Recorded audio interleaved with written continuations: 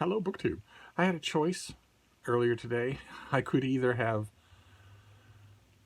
gone on the subway and gone to the local Barnes & Noble and shopped around and browsed and maybe found some items of interest. I haven't been to that Barnes & Noble in a long time. I used to go regularly, mainly to get periodicals. The Barnes & Noble that I'm talking about has an enormous periodical section, by far the biggest one in the city. And they always had those square-bound science fiction digest magazines like Asimov's or Analog that I love so much. I would often go there just for that and then get books and other magazines as byproducts. And then the pandemic hit, and I didn't want to do that. And they stopped getting shipments. And Mark Richardson and his wife up in Vermont started sending me those things. And then I decided, why not just subscribe? You're doing the magazine a much-needed benefit by subscribing in the middle of a pandemic. So I did. So I don't need to do that anymore. I get those things in the mail now. I had a choice between that or taking my little schnauzer Frida on a walk in the woods.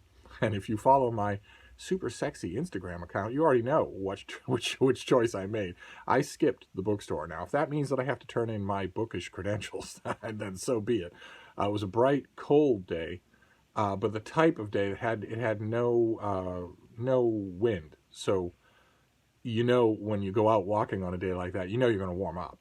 It's unpleasant to start with for both of us, but we knew we were going to warm up, and that ended up being just wonderful, just exactly what I needed. And you know, in either case, no matter which of those two choices I made, I was still going to come back to mail on the porch, and I did.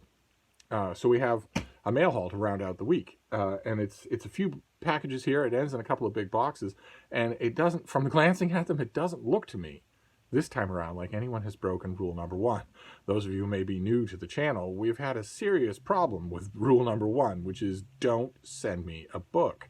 Don't do it. I know I've got books all around me, and all I do is talk about books or write about books or think about books.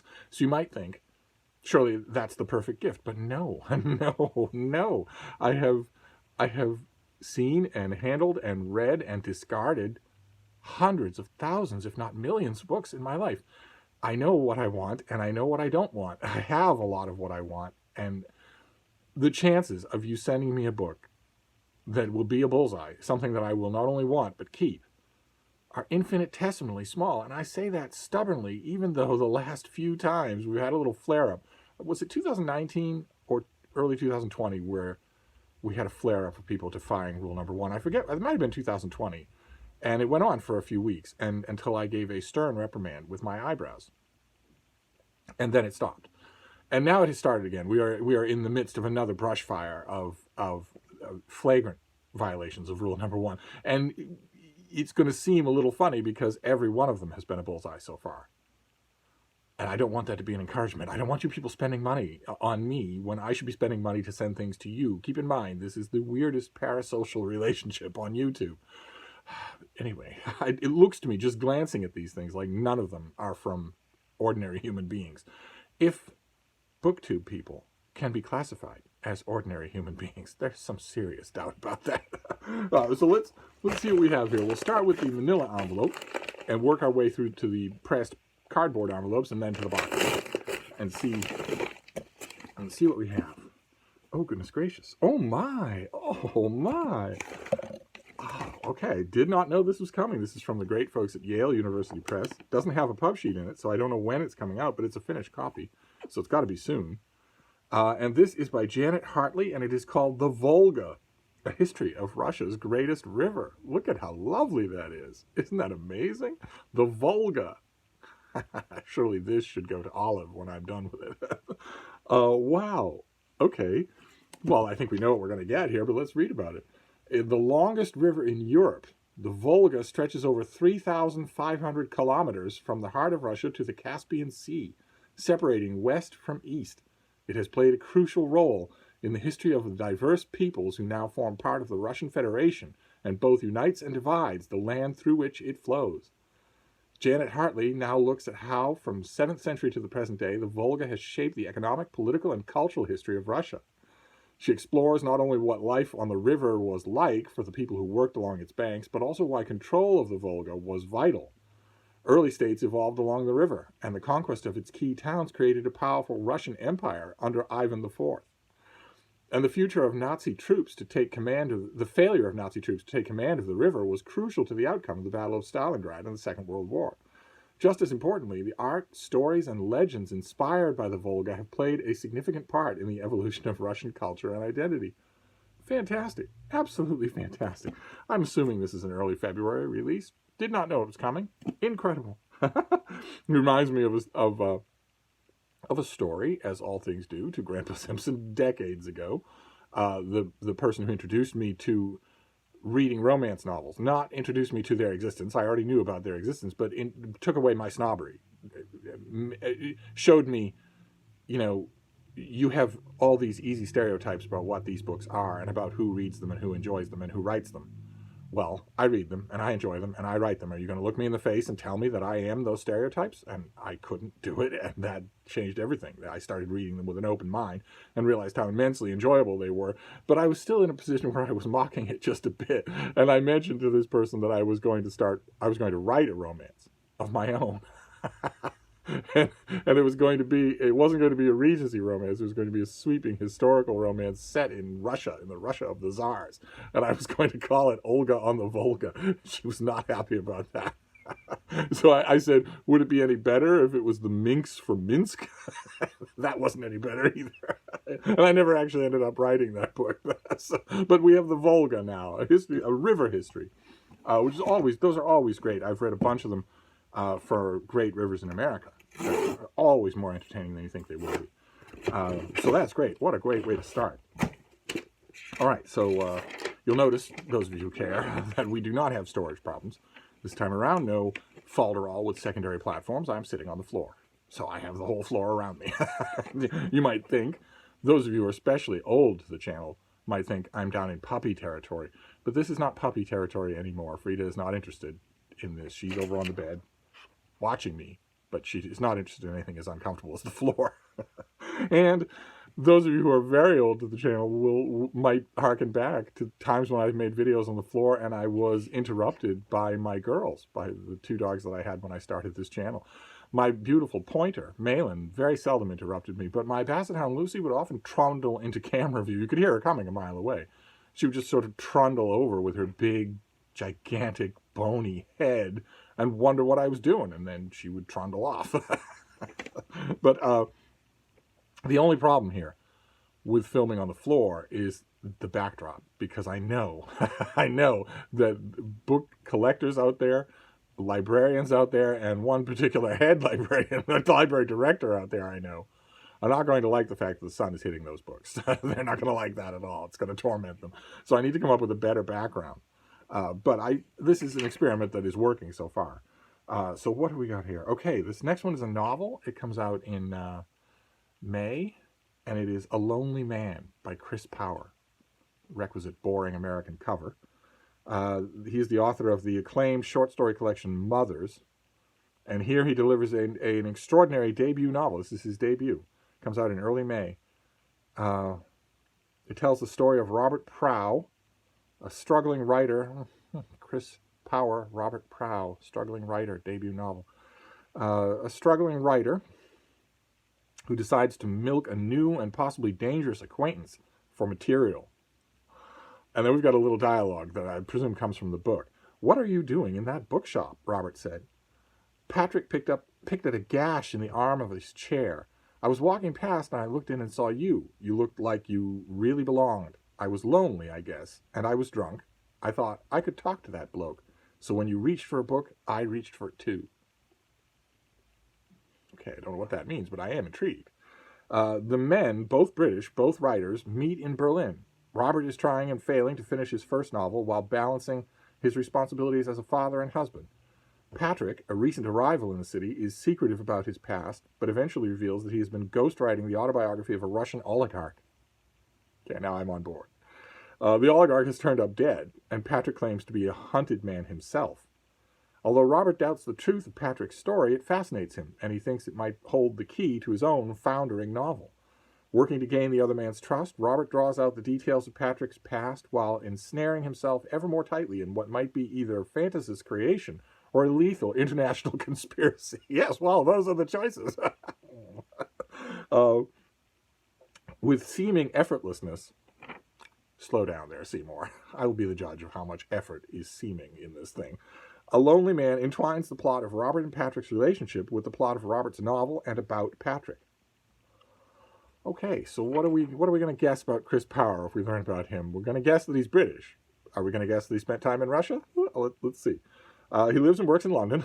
Okay, and his column, A Brief Survey of the Short Story, has appeared in The Guardian since 2007. He's had a book column since 2007. Good Lord. He is the author of Mothers, a collection of short stories, and he has written for the BBC, the New York Times, and the New Statesman. Okay, all right, fantastic. So the back of this thing is advance praise for a lonely man. So does the advance praise damn him or recommend him?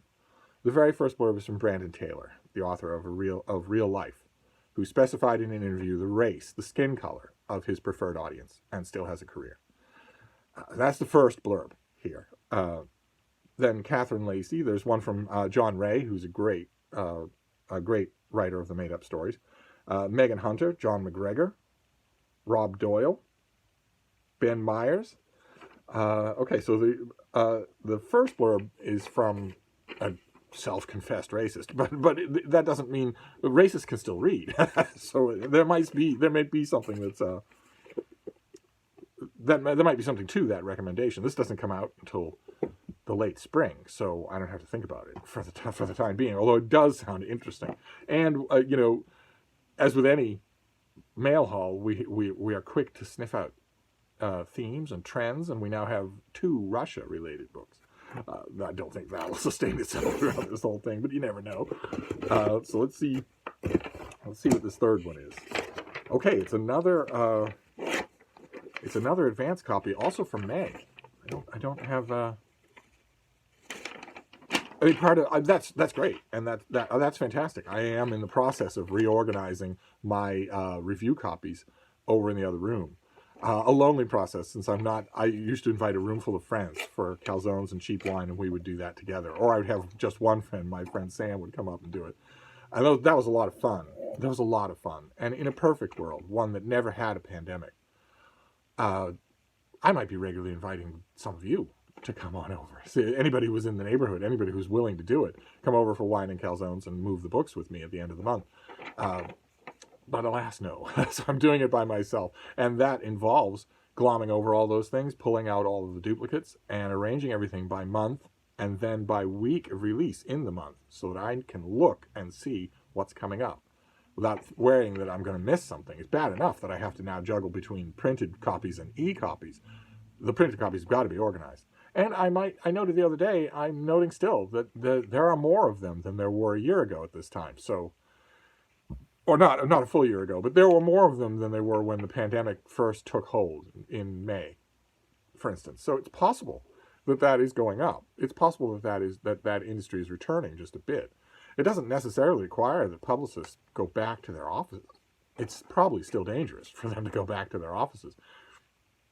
But it might mean that the shipping departments, the warehouses and whatnot, have implemented sufficient protocols, safety protocols, so that it's possible for them to mail books.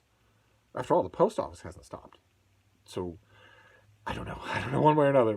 What have we got here? Oh my, okay. All right, this is by Cynthia Saltzman. This is Plunder. And the subtitle, the topic of the book, is Napoleon's Theft of Veronese's Feast. Look at that. There's a Veronese fresco with a big white spot in the middle. That's a fairly cleverly designed cover. This is a masterpiece of storytelling and vision capturing. And Saltzman's prior books all dealt with artwork. So that's great. She knows what she's talking about. Though her previous books have established her as one of the most engrossing, illuminating writers on the art market's underbelly. And this new book is an expansion on the topic, jumping further back in time to clarify how one of the world's greatest museums came to be, with Napoleon using violence and threat to enhance the Louvre's holdings. Plunder does this by recounting the fate of one painting, Veronese's Wedding Feast at Cana, a vast, sublime canvas that the French, under the command of the young Napoleon Bonaparte, tore from a wall of a monastery in San Giorgio Maggiore on the island of Venice in 1797. Painted in 1563 during the Renaissance, Veronese's painting was immediately hailed as a masterpiece. He had filled the scene with some 130 figures, lavishing the costliest colors on the canvas to build the illusion that the viewer's space opened into a biblical banquet taking place on a terrace in 16th century Venice. Napoleon knew that removing it from its proud home would cause Italy as much devastation as its advancing armies were doing, with more material violence. In other words, he was a jerk. As Saltzman tells the larger story of Napoleon's looting of Italian art and its role in the creation of the Louvre, where Veronese's painting remains, hanging directly across from the Mona Lisa, she reveals the contradictions of his character, his thirst for greatness, to carry forward the finest aspects of civilization, and his ruthlessness in getting whatever he sought. That is not true. He didn't care about, what was it again? Carrying forward the finest aspects of civilization. He would have torched them with his own hand if they conflicted with anything that he himself at the moment wanted, even if it was a jelly roll. He didn't care about those things at all. There were no conflicts in his nature. It was me, and more me. That's all there was. And the world can go to hell. But just as notably, the book is a sumptuous piece of writing where reading is seeing. Few writers could, with words alone, make a regal canvas such as this shimmer before you, making all too clear why its loss would have felt so catastrophic to Italians of the time. And despite the centuries-old context, the questions the book raises about cultural theft and art's astronomical value feel shockingly current. Okay, so Cynthia Saltzman is the author of Portrait of Dr. Gachet, The Story of Van Gogh's Masterpiece, and Old Masters, New World, America's Raid on Europe's Great Pictures. I seem to recall fairly prominently featured Isabella Stewart Gardner and Bernard Berenson right here in Boston. Did a fair amount of raiding. A former reporter for Forbes and the Wall Street Journal, she is the recipient of a fellowship from the Guggenheim Foundation and has degrees in art history from Harvard and the University of California at Berkeley. Okay, well, Veronese is one of my favorite painters, and Napoleon Bonaparte is one of my favorite people in history to hate. So that is Plunder is the name of this one, and that is terrific, absolutely terrific. All right, then we have the boxes. We're doing fine so far. What a good mail haul. Boxes can sometimes mean great big finished copies. There are two of those that I'm looking forward to. They can also mean a care package. I'm expecting one of those as well. So who knows what we'll find here. Oh, the top has an invoice. Grossy poo. We don't want an invoice. Then what have we got here? Oh no. Oh my. Okay, this is another one from Yale, and it's like the Volga. It's not something that I expected. I'm going to save the box. I'll pull all the stickers off it and save it, because I am slowly but surely getting back in the habit of mailing stuff out to the rest of you. But this doesn't have a pub sheet. This is not something I would ever have requested on my own. But it's a finished copy, so it's probably an early February release. This is by Everett Springhorn, and it is Ibsen's Kingdom, The Man and His Works. New book on Ibsen, who's not a favorite writer of mine. Maybe this will teach me to make him one. A major biography of one of the most important figures in modern drama. 19th century Norwegian playwright Henrik Ibsen achieved unparalleled success in his lifetime and remains one of the most important figures in modern drama. The culmination of a lifetime of scholarship, Everett Springhorn's ambitious biography constructs Ibsen's life through a biographical reading of his plays.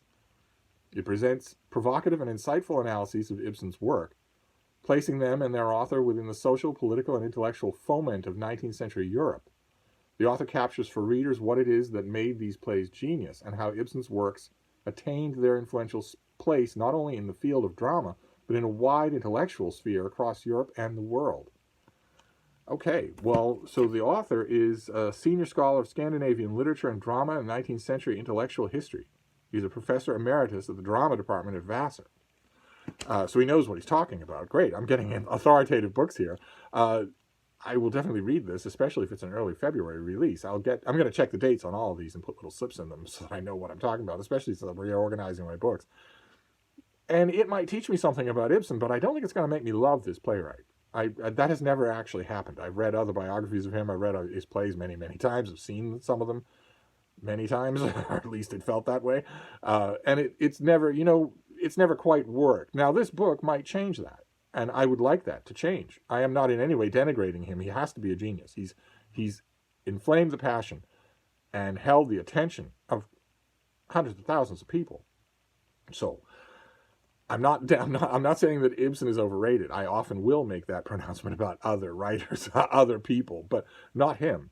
Maybe this book will do the trick. But in any case, it's got a lot of ground to make up. So I don't think it's going to revamp my estimation, which means if there's one of you out there, it's so nice to be able to say this again. If there's one of you out there that saw this and squealed like a baby piglet, there's one of you out there who's been a diehard, lifelong Ibsen fan and does feel that thing, that particular thrill at encountering him, and would like to read this book, like me to send you this book, maybe even review this book. If you are in that position, you'll almost certainly know Ibsen's work better than I do. If you want to read or review this book, not a whim, if this is a thing that makes you squee, right? We're gonna have to, if I'm gonna start mailing stuff to you again, and you're going to stop mailing things to me, as God intended, then we have to go back to the rules that existed for the first 3.5 years of this channel. And one of those rules was that it can't be a whim. If I'm going to spend $100 on postage, I want them being sure that the book is going to someone who really wants it. And all the better, and certainly something that would help me explain such a thing to the people at Yale University Press, would be if you want to try your hand at reviewing it. They want a review of this book. Obviously they do. And I will do that. But it might be that you're in a better position to do that. And if so, I would be happy to send you this. So sing out in the comments field. Then we have the last box, and then we'll be done. The only problem with filming on the floor, I have noticed, is that as the video goes on, my southern portions stop reporting in. They start going numb. Starting with the ankles, and then the legs, and then the waist, and whatnot. That's a little disconcerting. I'm going to have to figure out how to do this. Because I've had a massive rearrangement of things here at Hyde Cottage. And as you can tell, as you've been able to... Another invoice. As you can tell from, these last 2 months of videos. And I just need to figure that out. I noticed that the sun has gone from the book. That's good. And I have another box here to possibly repurpose. So that's good. So what have we got here? Okay, it's a couple of books. A couple of finished copies. Oh no, it's 3 finished copies. Good Lord. All right, this is going to revamp my book collection completely. All right, so the first one is Underground Asia by Tim Harper. Global Revolutionaries and the Assault on Empire. Great big thing. I don't have pub sheets for any of these. No, and that's why, because the publicists aren't tipping the pub sheets in. These are just coming from a warehouse. That's all right. I'm getting the emails for the loving touch. So what have we got here? This is the epic tale of how modern Asia emerged out of conflict between imperial powers and a global network of revolutionaries in the turbulent early decades of the 20th century. In 1900, European empires had not yet reached their territorial zenith, but a new generation of Asian radicals had already planted the seeds of their destruction. They gained new energy and recruits after the First World War, and especially the Bolshevik Revolution, which sparked utopian visions of a free and communist world order led by the peoples of Asia. Aided by the new technologies of cheap printing presses and international travel, they built clandestine webs of resistance from imperial capitals to the front lines of insurgency that stretched from Calcutta to Bombay to Batavia, Hanoi, and Shanghai. The author takes us into the heart of this shadowy world by following the interconnected lives of the most remarkable of these Marxists, anarchists, and nationalists, including the Bengali radical M.N. Roy, the iconic Vietnamese leader Ho Chi Minh, and the enigmatic Indonesian communist Tan Malaka. He recreates the extraordinary milieu of stowaways, false identities, secret codes, cheap firearms, and conspiracies in which they worked. He shows how they fought with subterfuge, violence, and persuasion, all while struggling to stay one step ahead of the imperial authorities. Good Lord, that sounds fantastic. I love the author's choice of cover photo. Look at that. He could have chosen something completely different, right? He could be staring pretentiously at you with the leather elbow patches of his suede jacket easily visible. Fantastic. He is a professor of the history of Southeast Asia and director of the Center of History and Economics at the University of Cambridge. Okay, a big work of history. Fantastic. Then what have we got? Oh, God. Oh, my. What are you doing here? What? I don't have a date for this either, but surely this is come and gone. I sent a copy of this out to David Murphy ever so long ago. This is the finished copy of Charles Camich's Veblen, The Making of an Economist Who Unmade Economics. This is the finished copy of that book. We got the advanced copy of this. Maybe the publication date was pushed back. We got the advanced copy of this ever so long ago. And I already sent it winging its way to Moose Bladder. Thorstein Veblen was one of America's most penetrating analysts of modern, there's his face for you, of modern capitalist society. But he was not, as is widely assumed, an outsider to the social world he acidly described. This book overturns the long-accepted view that Veblen's ideas, including his insights about the conspicuous consumption and the leisure class, derive from his position as a social outsider. We're not going to think that way anymore. We want to overturn that. In the hinterlands of America's Midwest, does America's Midwest have anything other than hinterlands? I think it's all hinterland. Veblen's schooling coincided with the late 19th century revolution in higher education that occurred under the patronage of the titans of the new industrial age. The resulting educational opportunities carried Veblen from the local Carleton College to centers of scholarship at Johns Hopkins, Yale, Cornell, and the University of Chicago, where he studied with leading philosophers, historians, and economists. Afterwards, he joined the nation's academic elite as a professional economist, producing his seminal books, The History of the Leisure Class and The Theory of Business Enterprise. Until late in his career, he was, the author argues, the consummate academic insider, engaged in debates about wealth and distribution raging in fields of economics. So, revolutionary, a biography, something that's meant to revamp your idea. Probably David Murphy might say that was always been a cheap idea for people who don't know much about the subject. But one way or another, I got an advance copy of this, or maybe two. I sent them out. I sent one out to David Murphy, who used to have a BookTube channel that was, if any of you remember it, let's just say extensively concerned with economics. Just have to keep repeating. We accept everyone. We accept everyone. Well, some booktubers make it harder than others. but I don't remember ever sending him a finished copy. Maybe. I'll have to check and see. Maybe this had a delayed pub date. Okay, and here's another one that we got a long time. We got an advanced copy of this a long time ago. Maybe these are just clearing out from a warehouse, and maybe these all came out in 2020. This is Richard Ovenden. This is Burning the Books, A History of the Deliberate Destruction of Knowledge. Which has blurbs all over it, but I thought this came out a while ago. Libraries and archives have been attacked since ancient times, but have been especially threatened in the modern era. Today, the knowledge they safeguard faces purposeful destruction and willful neglect. Deprived of funding, libraries are fighting for their very existence. Burning the Books recounts the history that brought us to this point. The author describes the deliberate destruction of knowledge held in libraries and archives from ancient Alexandria to contemporary Sarajevo, from smashed Assyrian tablets in Iraq to the destroyed immigration documents of the UK Windrush generation. He examines both the motivations of these acts, political, religious, cultural, and the broader theme that shaped this history. He also looks at an attempt to prevent and mitigate attacks on knowledge, exploring the efforts of librarians and archivists to preserve information, often risking their own lives in the process. I could swear I read this and liked it. But I'm getting the vibe from all three of these that they're a little bit on the old side. I'll have to check and see. So that is our mail haul. Good Lord, lots of finished copies. We have Burning the Books, the history of the willful destruction of books and library archives. Veblen, a revolutionary new biography of the boring economist.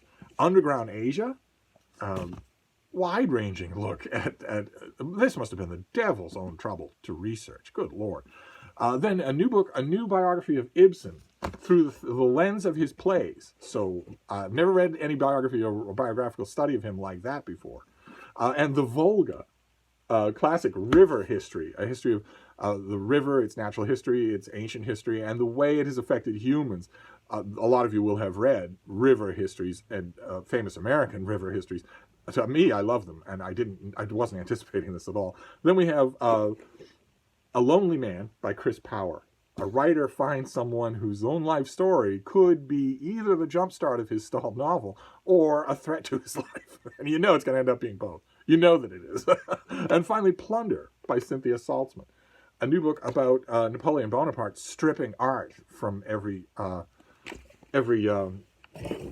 museum and monastery that he could find and stealing it for himself. So there you go. Big pile of finished books.